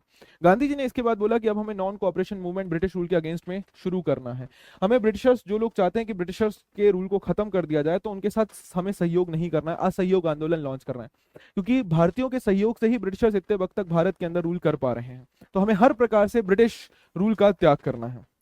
इनफैक्ट उन्होंने हाथ जोड़ लिया खिलाफत मूवमेंट के साथ, जो कि बेसिकली इस्लाम को बचाना चाहता था, जो कि हटा दिया गया था कमाल अतातुर्क के द्वारा, जो कि रिसेंटली तुर्की के रूलर अपॉइंट किए गए थे। खिलाफत मूवमेंट बेसिकली मूवमेंट था जो इंडियन मुस्लिम्स के द्वारा लॉन्च किया गया था। मोहम्मद अली और शौकत अली इसके लीडर थे और इनकी मेन डिमांड क्या थी कि टर्किश सुल्तान या खलीफा जो है उनको फर्स्ट विश्व युद्ध के बाद हटाया ना जाए, और जितने भी इंपॉर्टेंट जैसे जजीरत उल अरब यानी अरेबिया, सीरिया, इलाक और पैलेस्तीन, जितने भी इस्लामिक इंपॉर्टेंट प्लेसेस हैं वो खलीफा के अंडर में रहने दिया जाए और उनके अंडर में ही इकोनॉमिक रिसोर्सेज रहने दिया जाए ताकि वो इस्लाम के फेथ को बचा सकें। बट ब्रिटिशर्स ऐसा नहीं माने और उन्होंने खलीफा को हटा दिया। तो भारत के अंदर लॉन्च हुआ खिलाफत मूवमेंट की ब्रिटिशर्स के इस डिसीजन का विरोध किया जा सके। अब नॉन कोऑपरेशन मूवमेंट में बेसिकली क्या क्या किया गया?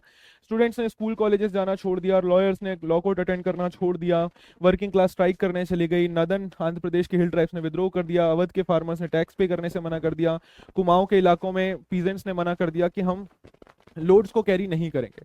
नॉन कोऑपरेशन, लुई फिशर बताते हैं, ये गांधी जी के एक और बायोग्राफर हैं, कि it was the basically an epoch of the Gandhi ji's life. और नॉन कोऑपरेशन ये बेसिकली बहुत ही पीसफुल था और बहुत ही इफेक्टिव था, और ये रिनंसिएशन, डिनायल और सेल्फ रिस्पेक्ट के बारे में बात करते हैं। ये ट्रेनिंग थी सेल्फ रूल की। फरवरी 1922 में इसी बीच में क्या हुआ, एक किसानों ने चौरी चौरा के अंदर यूपी में एक पुलिस स्टेशन को जला दिया, जिसमें 22 पुलिस वाले मर गए। गांधी जी ने नॉन कोऑपरेशन मूवमेंट को बंद कर दिया गया। गांधी जी को भी अरेस्ट कर लिया गया, ये देखिए फॉरेन क्लोथ्स को जलाया जा रहा है। गांधी जी को अरेस्ट कर लिया गया, और गांधी जी के कोर्ट अरेस्ट के बाद उनकी सजा सुनाई जस्टिस C.N. ब्रूमफील्ड ने। 1922 तक गांधी जी ने इंडियन नेशनलिज्म को ट्रांसफॉर्म कर दिया था। उन्होंने इसको एक बहुत बड़ा मास मूवमेंट बना दिया था। इसी कारण से लोग उनको महात्मा बुलाते थे। गांधी जी हर रोज अपने हाथों से चरखा चलाते थे, इनफैक्ट दूसरे लोगों को भी चरखा चलाने के लिए बोलते थे। इनफैक्ट शाहिद अमीन बताते हैं, जो कि गांधी जी के हिस्टोरियन हैं, कि गांधी जी इस दौरान जहां कहीं पर भी जाते थे लोग उनको फॉलो करते हुए आ जाते थे। गांधी जी का ये मानना था कि चरखा जो है ये केवल एक सिंबल नहीं है, बल्कि एक तरीका है लोगों को सेल्फ रिलायंट बनाने का। वो ये बोलते हैं कि मुझे किसी भी प्रकार से मशीन से प्रॉब्लम नहीं, लेकिन ऐसा नहीं होना चाहिए कि भाई मशीन से लोगों की जॉब जा रही है, राइट। और इसीलिए लोगों को सेल्फ रिलायंट बनना चाहिए। ये सेल्फ रिस्पेक्ट का एक सिंबल है। आप लेबर बचाने के चक्कर में लोगों की जॉब छीन रहे हैं, जो कि एकदम गलत है। ये उन्होंने यंग इंडिया के अंदर लिखा था। और उन्होंने क्या बोला कि लोगों को इसीलिए खादी पहननी चाहिए।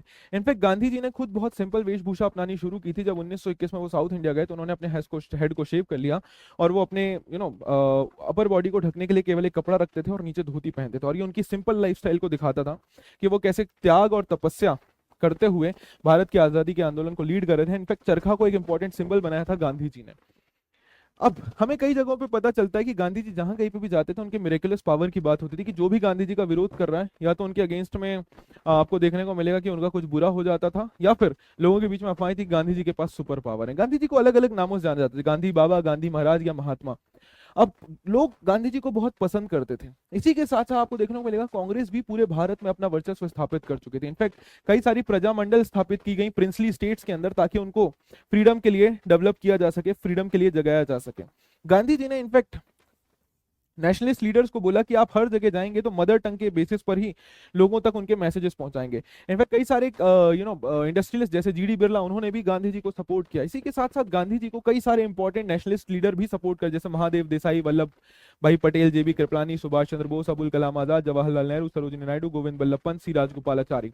महात्मा गांधी जी को जेल से रिलीज किया गया फरवरी 1924 में, और उन्होंने उसके बाद खादी का प्रमोशन करना शुरू किया, अनटचेबिलिटी को खत्म करने की बात की, हिंदू मुस्लिम यूनिटी की बात की, इंडियंस को सेल्फ रिलायंट बनने की बात की, और सती प्रथा और अनटचेबिलिटी को बंद करने की बात की। अब 1928 में गांधी जी ने दोबारा से एक्टिव पॉलिटिक्स में पार्टिसिपेट किया, जब पहली चीज हुई ऑल इंडिया कैंपेन हुआ साइमन कमीशन के अगेंस्ट में, जिसमें सारे के सारे अंग्रेजी मेंबर्स थे। और उसी के साथ साथ दूसरी पीजेंट सत्याग्रह जो कि बारदेली में हुआ, और उसको सरदार पटेल लीड कर रहे थे। दिसंबर 1929 को कांग्रेस का सेशन हुआ लाहौर में, और ये दो चीजों के लिए इंपॉर्टेंट था। जवाहरलाल नेहरू को इसका प्रेसिडेंट घोषित किया गया, और कांग्रेस ने डिमांड की पूर्ण स्वराज या कंप्लीट इंडिपेंडेंस की। 26 जनवरी 1930 को भारत ने पहला अपना इंडिपेंडेंस डे सेलिब्रेट किया और नेशनल फ्लैग होइस्ट किया। 12 मार्च 1930 को गांधी जी ने सॉल्ट मार्च शुरू की, दांडी मार्च जिसको बोला जाता है, साबरमती आश्रम अहमदाबाद से। और उन्होंने 6 अप्रैल को दांडी पहुंचकर अपने हाथों से सॉल्ट लॉ को ब्रेक किया। सॉल्ट लॉ बेसिकली क्या था कि अंग्रेज जो हैं वो भारत के लोगों को सॉल्ट नहीं बनाने देते थे, और खुद सॉल्ट बनाकर ज्यादा टैक्स लगाकर उसको बेचते थे। इसी के साथ साथ जब गांधी जी ने सॉल्ट मार्च शुरू की थी, तो कई सारे अलग इलाकों में भी अपनी पैरेलल सॉल्ट मार्च हमें देखने को मिलती हैं, जो शुरू हो गई थी। ये दांडी के दौरान गांधी जी, और ये 6 अप्रैल को उन्होंने अपने हाथों से सॉल्ट बनाया। अब कैसे ये चला? Civil disobedience movement. Salt law को जैसे ही उन्होंने ब्रेक किया, इसके बाद शुरुआत हो गई सिविल डिसोबीडियंस मूवमेंट की। सविनय अवज्ञा आंदोलन, सिविल डिसोबीडियंस मूवमेंट। इसमें क्या क्या हुआ भाई? कॉलोनियल फॉरेस्ट लॉ को ब्रेक कर दिया गया, फैक्ट्री वर्कर्स ने स्ट्राइक कर दी, लॉयर्स ने ब्रिटिश कोर्ट छोड़ दिया, स्टूडेंट्स ने स्कूल जाने से मना कर दिया। अब सॉल्ट मार्च के बारे में हमें in fact American times magazine, American news magazine times से भी पता चलता है, मतलब इंटरनेशनल लेवल पे इस सॉल्ट मार्च को कवर किया जा रहा था। अब सॉल्ट मार्च 3 चीजों के लिए बहुत इंपॉर्टेंट है। ये पहली इवेंट था जिसके बाद गांधी जी इंटरनेशनल लेवल पे बहुत इंपॉर्टेंट हो गए थे। दूसरी चीज, ये पहला नेशनलिस्ट एक्टिविस्ट जहां पे महिलाओं ने बहुत बड़े स्तर पे पार्टिसिपेट किया था, और माना जाता है कि सोशलिस्ट एक्टिविस्ट कमला देवी चट्टोपाध्याय जी ने इसमें बहुत इंपॉर्टेंट रोल प्ले किया था, जब उन्होंने गांधी जी को मनाया कि महिलाओं को भी इस मूवमेंट में हिस्सा लेने दिया जाए। इनफैक्ट कमला देवी चट्टोपाध्याय स्वयं अरेस्ट हुई और जेल भी गई थी। और तीसरी चीज कि ब्रिटिशर्स को ये समझ आ गया था कि भाई अब हमें चर्चा करनी पड़ेगी भारतीयों से और उनको कुछ सत्ता देनी पड़ेगी। इसके चलते ब्रिटिश सरकार ने अनाउंस की राउंड टेबल कॉन्फ्रेंस, जो कि लंदन में हुई थी। पहली मीटिंग नवंबर 1930 में हुई, लेकिन इसमें कोई भी कांग्रेस लीडर नहीं था क्योंकि सारे जेल में थे, ये फेल हो गई। गांधी जी को इसके बाद जेल से रिलीज किया गया 1931 में, और क्या बोला गया कि भाई प्लीज आप सेकेंड राउंड टेबल कॉन्फ्रेंस को अटेंड कीजिए, और वाइस रॉय लॉर्ड इरविन के साथ उनकी मीटिंग करवाई गई। अल्टीमेटली आपको ये देखिए 1931 में जब वो फ्री हुए, अल्टीमेटली गांधी और इरविन के बीच में एक पैक्ट होता है जिसको गांधी इरविन पैक्ट बोला गया, जिसके चलते क्या बोला गया कि सिविल डिसोबीडियंस मूवमेंट को बंद कर दिया जाएगा और प्रिजनर्स को रिलीज कर दिया जाएगा, सॉल्ट मैन्युफैक्चर को अलाउ कर दिया जाएगा। Second round table conference London में हुई 1931 के सेकेंड हाफ में। यहाँ पर गांधी जी कांग्रेस को रिप्रेजेंट कर रहे थे, लेकिन गांधी जी का विरोध तीन तरफ से हुआ। सबसे पहला मुस्लिम लीग, दूसरा प्रिंसली स्टेट्स, और तीसरा बी आर अम्बेडकर, जिन्होंने कहा कि गांधी जी या कांग्रेस ने अनटचेबल्स के लिए कुछ भी नहीं कहा है। ये देखिए round table conference. Mahatma Gandhi ने सेपरेट इलेक्टोरेट्स को विरोध किया, वहीं पे बी आर अम्बेडकर ने सेपरेट इलेक्टोरेट्स की डिमांड की थी। ठीक है, ये देखिए आपको उनकी स्पीच देखने को मिलती है from doctor B R Ambedkar, what Congress and Gandhi have done to the untouchables. ये बुक का नाम है, याद रखेगा, बी आर अम्बेडकर ने इसको लिखा है। अगेन इस कॉन्फ्रेंस से कुछ भी रिजल्ट नहीं निकला। गांधी जी जब वापस भारत आए तो उन्हें वापस से जेल में डाल दिया गया। इस समय एक नए वाइसरॉय आ चुके थे जिनका नाम था लॉर्ड वेलिंगटन, और ये गांधी जी को बिल्कुल पसंद नहीं करते थे। Third round table conference again हुई, कोई रिजल्ट नहीं निकला। इसी के बाद 1935 में गवर्नमेंट ऑफ इंडिया एक्ट पास किया गया, जिसके चलते क्या बोला गया कि 1937 में इलेक्शन करवाए जाएंगे और अब प्रोविंसेस के अंदर जितने भी इलेक्शन होंगे उसमें सारे इंडियंस पार्टिसिपेट करेंगे और सारी सरकार इंडियन होगी। 11 प्रोविंसेस में इलेक्शन हुए और उसमें से 8 में कांग्रेस ने इलेक्शन जीत लिए थे। लेकिन इसी के 2 सालों के बाद सितंबर 1939 में सेकेंड वर्ल्ड वॉर शुरू हो गया। वॉल तो गांधी जी और नेहरू जी ब्रिटिशर्स की हेल्प करना चाहते थे इस युद्ध के अंदर, लेकिन उन्होंने ये रिक्वेस्ट रखी कि जब युद्ध खत्म होगा तो आप हमें ये प्रॉमिस करिए कि आप हमें आज़ादी देंगे। ब्रिटिशर्स ने मानने से मना कर दिया, तो कांग्रेस ने भी अपना सपोर्ट खींच लिया। रिटेलिएशन में कांग्रेस के लीडर्स ने प्रोविंसेस से रिजाइन कर दिया 2 सालों के बाद। 1940 और 1941 में इंडिविजुअल सत्याग्रह होते रहे। मार्च 1940 में मुस्लिम लीग ने एक रेजोल्यूशन पास किया इसी दौरान, जहां पर उन्होंने क्या डिमांड की कि मुस्लिम मेजोरिटी एरिया में उनको ऑटोनॉमी चाहिए। अब इसी टाइम में ब्रिटेन में एक ऑल पार्टी गवर्नमेंट थी जिसके conservative prime minister Winston Churchill थे, और वो किसी भी प्रकार से भारत को आजादी देने के लिए रेडी नहीं थे। लेकिन जैसे जैसे चीजें खराब होती गई, ये देखिए 1939 में लॉर्ड लिनलिथगो से चर्चा करके गांधी जी वापस लौटते हुए। 1942 में जब सिचुएशन खराब हुई तो चर्चिल ने एक व्यक्ति को भेजा जिनका नाम था सर स्टैफर्ड क्रिप्स, की जाइए और भारत को मनाइए सपोर्ट करने के लिए। लेकिन कांग्रेस वालों ने एक डिमांड रख दी कि जब तक वाइसरॉय अपनी डिफेंस मिनिस्ट्री के अंदर डिफेंस मेंबर इंडियन नहीं रखेंगे हम सपोर्ट नहीं करेंगे। स्टैफर्ड क्रिप्स ने मना कर दिया, ये भी फेल हो गया। इसके बाद गांधी जी ने लॉन्च किया क्विट इंडिया मूवमेंट, करो या मरो का नारा यहीं पर दिया था। सोशलिस्ट मेंबर जयप्रकाश नारायण ने इस मूवमेंट को लॉन्च किया। क्यों? क्योंकि गांधी जी और दूसरे लीडर्स को तुरंत ही अरेस्ट कर लिया गया था। सतारा में और मेदिनीपुर में तो इनफैक्ट इंडिपेंडेंट गवर्नमेंट भी लॉन्च कर दी गई थी इस दौरान। और इसी दौरान जब कांग्रेस के लीडर जेल में थे, मोहम्मद अली जिन्ना और मुस्लिम लीग ने मुस्लिम डोमिनेटेड एरियाज के अंदर, मुस्लिम मेजोरिटी एरियाज के अंदर अपनी प्रेजेंस को बहुत इंपॉर्टेंट बना दिया। जून 1944 में जब युद्ध खत्म होने वाला था तो गांधी जी और दूसरे लीडर्स को जेल से बाहर लाया गया। ये देखिए सतारा के अंदर पैरेलल गवर्नमेंट स्टैब्लिश की गई 1943 के अंदर, जिनको प्रति सरकार बोला गया, और इनके 2 ग्रुप्स बनाए गए, सेवा दल और तूफान दल। और माना जाता है 1946 तक यहाँ पर कोई ब्रिटिश सरकार दोबारा नहीं आई और यहाँ पर ज्यादातर कुनबी पीजेंट्स रहते थे। 1945 में जब युद्ध खत्म हुआ तो ब्रिटेन में लेबर सरकार आई जिसके प्रेसिडेंट थे, जिसके प्राइम मिनिस्टर थे क्लीमेंट एटली साहब। इन्होंने कहा कि ठीक है हम भारत को आजादी देने के लिए रेडी हैं, लेकिन मुस्लिम लीग और कांग्रेस को एक लाइन पर आना होगा। वाइसरॉय लॉर्ड वॉवेल इस टाइम पर थे, उन्होंने कांग्रेस और लीग से बात की लेकिन कोई सोल्यूशन नहीं निकला। 1946 में फ्रेश इलेक्शन करवाए गए। इस इलेक्शन के अंदर कांग्रेस ने सारी जनरल कैटेगरी की सीट जीत ली, लेकिन लीग ने इस बार मुस्लिम रिजर्व सीट्स के अंदर बहुत ही जबरदस्त परफॉर्म किया और सारी सीट को जीत लिया। इसी दौरान कैबिनेट मिशन भेजा गया भारत 1946 में, जो कि कांग्रेस और मुस्लिम लीग को साथ लाने में फेल हो गया। अब जब टॉक्स खत्म हो गए तो जिन्ना ने डायरेक्ट एक्शन डे अनाउंस कर दिया 16 अगस्त को, और इस दिन पूरे कलकत्ता के इलाकों से मारकाट शुरू हो गई, रिलीजियस दंगे फसाद शुरू हो गए जो 1 साल तक कंटिन्यू रहे। फरवरी 1947 में वॉवेल को हटाकर नए वाइसरॉय लॉर्ड माउंटबेटन को अपॉइंट किया गया, जिन्होंने आखिरी बार लीग और कांग्रेस से बात की। कोई रिजल्ट नहीं निकला तो डिसाइड किया गया कि भारत का पार्टीशन होगा और 15 अगस्त को भारत को आजाद किया गया। ये क्रोनोलॉजी है सारे वाइसरॉयज की। सबसे पहले लॉर्ड इरविन, फिर Lord Willingdon, Lord Linlithgow, Lord vowel और लॉर्ड माउंटबेटन। ये देखिए महात्मा गांधी और उनके साथ सरदार पटेल और जवाहरलाल नेहरू, इन दोनों की सरदार पटेल और जवाहरलाल नेहरू की आइडियोलॉजीज बहुत अलग थी और इनफैक्ट इनकी बनती नहीं थी, but just because of Gandhi ji ये दोनों हमेशा साथ रहते थे। महात्मा गांधी जी अब इस दौरान सेलिब्रेशन आजादी के दौरान वो अवेलेबल नहीं थे, वो कलकत्ता के नोआखली विलेज में थे। सितंबर अक्टूबर में सचिन डीजी तेंदुलकर बोलते हैं कि भाई गांधी जी के सबसे बेहतरीन इलाके थे और वो अलग अलग इलाकों में जाकर बेसिकली दंगे फसादों को रोकने की कोशिश कर रहे थे, और जो भी लोग इन दंगों के अंदर मारे गए हैं उनको सांत्वना देने की कोशिश कर रहे थे। गांधी जी के कहने पर ही नेहरू जी ने द राइट्स ऑफ माइनॉरिटीज पास किया। पार्टी ने क्या बोला कि हम टू नेशन थ्योरी को कभी भी एक्सेप्ट नहीं करते थे, और भारत अभी भी सभी धर्म और जाति का राष्ट्र है, और यहाँ पर सबको इक्वल हक दिया जाएगा, सबको इक्वल प्रोटेक्शन दी जाएगी, तो आपको डरने की जरूरत नहीं है। महात्मा गांधी जी ने इनफैक्ट हिंदूज और मुस्लिम्स को यह समझाया कि देखिए दुख की घड़ी खत्म हो गई और अब हम सबको साथ में रहने की जरूरत है। अब कई सारे लोग जो हैं गांधी जी के इस मूव को पसंद नहीं करते थे, राइट। तो बंगाल के बाद गांधी जी दिल्ली गए और दिल्ली के बाद पंजाब के इलाकों में भी गए, लेकिन लोग यहाँ पर उनको पसंद नहीं कर रहे थे कि भाई वो क्यों पाकिस्तान के अंदर हिंदूज के लिए कोई आवाज नहीं उठा रहे हैं, वो भारत में सिर्फ मुस्लिम्स को ही सपोर्ट क्यों कर रहे हैं। इसी के चलते गांधी जी के ऊपर एक अटैक किया गया 20 जनवरी 1948 को, जिसमें वो बच गए, लेकिन 30 जनवरी 1948 को जब दोबारा से उनके ऊपर अटैक हुआ वो बच नहीं पाए उसमें, और गांधी जी की मृत्यु के बाद पूरा देश सदमे में चला गया। जॉर्ज ऑरवेल और एल्बर्ट आइंस्टाइन जैसे लोगों ने गांधी जी को श्रद्धांजलि दी, और इनफैक्ट टाइम्स मैगजीन ने भी गांधी जी को श्रद्धांजलि देते हुए लिखा कि इनकी शहादत जो है वो अब्राहम लिंकन के बराबर है, ठीक है। इनकी शहादत को अब्राहम लिंकन से कंपेयर किया गया।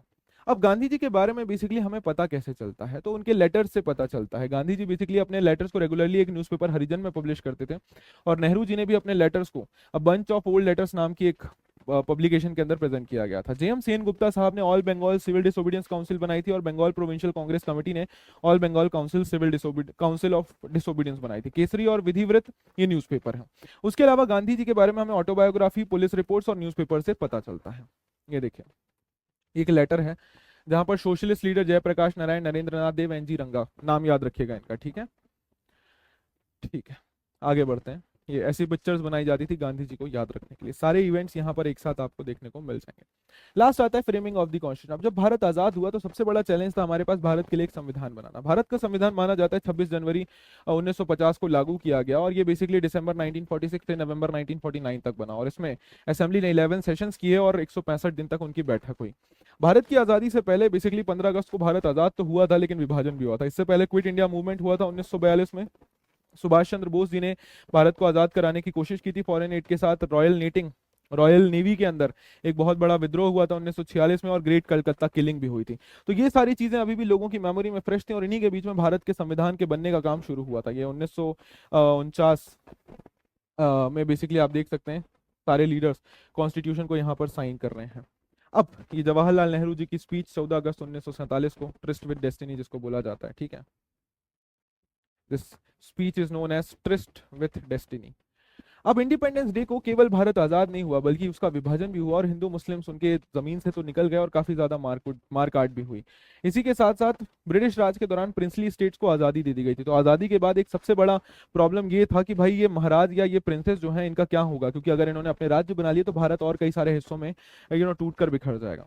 अब कॉन्स्टिट्यूएंट असेंबली के मेंबर्स बेसिकली डायरेक्ट नहीं चुने गए थे। 1946 में जो प्रोविंशियल इलेक्शन हुए थे, उन्हीं इलेक्शंस में चुने गए मेंबर्स ने अपने बीच में से मेंबर्स को चुना था जो कॉन्स्टिट्यूएंट असेंबली के मेंबर बने थे, राइट। ऑल्दो इसमें एलिजिबिलिटी नहीं थी सभी लोगों को वोट करने की, तो आपको देखने को मिलेगा कि मैक्सिमम मेंबर्स जो थे वो एक ही पार्टी के थे, that was Congress party. Congress ने सारी जनरल सीट्स को जीता था, और वहीं पर मुस्लिम लीग ने मुस्लिम मेजोरिटी सीट्स को जीता था। जब कॉन्स्टिट्यूएंट असेंबली बनी थी तो कांग्रेस और मुस्लिम लीग दोनों ही थी, लेकिन बाद में मुस्लिम लीग पाकिस्तान के डिवीजन के बाद अलग हट जाती है। सोशलिस्ट भी इसको ज्वाइन करने के लिए रेडी नहीं थे, इसलिए 82% मेंबर्स जो थे कॉन्स्टिट्यूएंट असेंबली के अंदर वो कांग्रेस के भी मेंबर्स थे।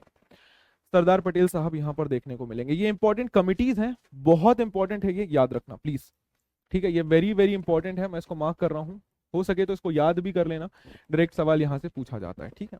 अब कॉन्स्टिट्यूएंट असेंबली के अंदर टोटल 300 मेंबर थे, लेकिन उनमें से 6 मेंबर बहुत इंपॉर्टेंट थे, और उनमें से 3 तो कांग्रेस के थे। जवाहरलाल नेहरू, इन्होंने ऑब्जेक्टिव रेजोल्यूशन पास किया, उसके अलावा इन्होंने नेशनल फ्लैग कोड भी पास किया, जो हॉरिजॉन्टल ट्राई कलर फ्लैग होगा, saffron white dark green colour का, और उसमें बीच में एक व्हील भी होगा नेवी ब्लू कलर का। सरदार वल्लभ भाई पटेल साहब जी ने बहुत इंपॉर्टेंट रोल प्ले किया था इंपॉर्टेंट रिपोर्ट्स बनाने के लिए और प्रिंसली स्टेट को साथ में लाने के लिए। Rajendra Prasad, he was the president of the assembly. B R Ambedkar, he was the lawyer, and in fact माना जाता है कि भारत की आजादी के आंदोलन के दौरान बी आर अम्बेडकर गांधी जी के अपोजिशन में थे, कांग्रेस का भी विरोध करते थे, बट गांधी जी के ही कहने पर बी आर अम्बेडकर जी को आगे चलकर कांग्रेस के अंदर लाया गया, और इनफैक्ट पहली मिनिस्ट्री के अंदर उनको लॉ मिनिस्टर अपॉइंट किया गया, और कॉन्स्टिट्यूएंट असेंबली के अंदर ही वाज ड्राफ्टिंग कमेटी के चेयरमैन, ठीक। उसके अलावा 2 और मेंबर थे, के एम मुंशी गुजरात से और अल्लादी कृष्ण स्वामी अय्यर मद्रास से, जो कि बेसिकली B.R. अम्बेडकर जी के ही साथ थे। दो सिविल सर्वेंट भी थे, B.N. राव जो कॉन्स्टिट्यूशनल एडवाइजर थे गवर्नमेंट ऑफ इंडिया को, और जिन्होंने कई सारी रिपोर्ट्स बनाई थी कि दूसरे देशों का संविधान कैसा है, और S.N. मुखर्जी साहब जिन्होंने कॉन्स्टिट्यूशन को फ्रेम करने में हेल्प किया था, कि जो लैंग्वेज कॉन्स्टिट्यूशन में लिखी हुई है उसको फ्रेम किया था S.N. मुखर्जी साहब ने ही। इस पूरी कॉन्स्टिट्यूशन को बनाने में 3 साल लगे, और जितनी भी डिबेट्स हैं उनको 11 वॉल्यूम्स के अंदर अभी भी रखा गया है। B.R. Ambedkar Hindu code law के दौरान अपनी स्पीच देते हुए।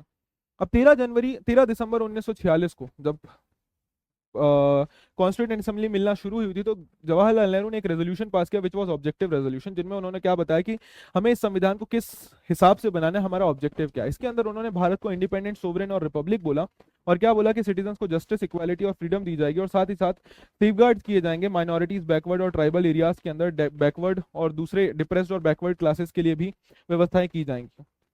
इनफैक्ट नेहरू जी ने क्या बोला कि अमेरिकन हिस्ट्री और फ्रेंच रेवोल्यूशन में ऑलरेडी ऐसा संविधान बन चुका है, और ये एक ऐतिहासिक पल है जब भारत भी अपना संविधान बनाने जा रहे हैं। हम संविधान को कॉपी नहीं करेंगे, लेकिन हाँ, हम इनसे सीख सकते हैं और इनमें जो अच्छी चीजें हैं उनको लेकर जा सकते हैं। लेकिन इसी बीच में एक कम्युनिस्ट मेंबर सोमनाथ लहिड़ी ये बोलते हैं कि भाई देखो, अभी भी हमारे ऊपर अंग्रेजों का साया है और ये संविधान अंग्रेजों के हिसाब से बन रहा है। तो मेरा ये कहना है कि सबसे पहले भारत को आजाद कराओ और फिर संविधान बनाओ। क्यों? क्योंकि जब संविधान बन रहा था तो उस समय भारत आजाद नहीं हुआ था, और अभी भी ऑल्दो एक इंतरिम गवर्नमेंट बनाई गई थी जवाहरलाल नेहरू को हेड करके, लेकिन अभी भी वाइसरॉय के अंडर में ही थी वो गवर्नमेंट। ये पहली इंतरिम गवर्नमेंट और उसके इंपॉर्टेंट मेंबर्स हैं, प्लीज इनको देख लीजिएगा।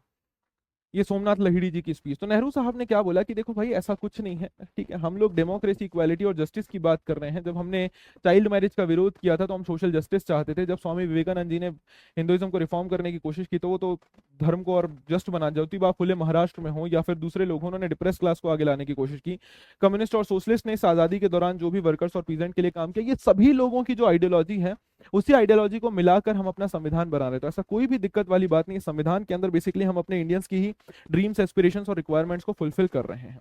अब एग्जीक्यूटिव को ऑल्दो इससे पहले 1919 में पार्शियली लेजिस्लेचर के अंडर लाया गया था, लेकिन फिर भी इतनी राइट्स नहीं दी गई थी। 1919 में जो एक्ट पास किया गया था उसको मॉन्टेग्यू चैम्सफोर्ड रिफॉर्म बोला जाता है, ठीक है, याद रखना इस चीज को। 1937 में भी इलेक्शन हुए थे, लेकिन तब भी इतना हक नहीं था। लेकिन 1946 का जो इलेक्शन हो रहा है, या 1946 में जो संविधान बन रहा है, हम ये संविधान आजाद भारत के लिए बना रहे हैं, ठीक है।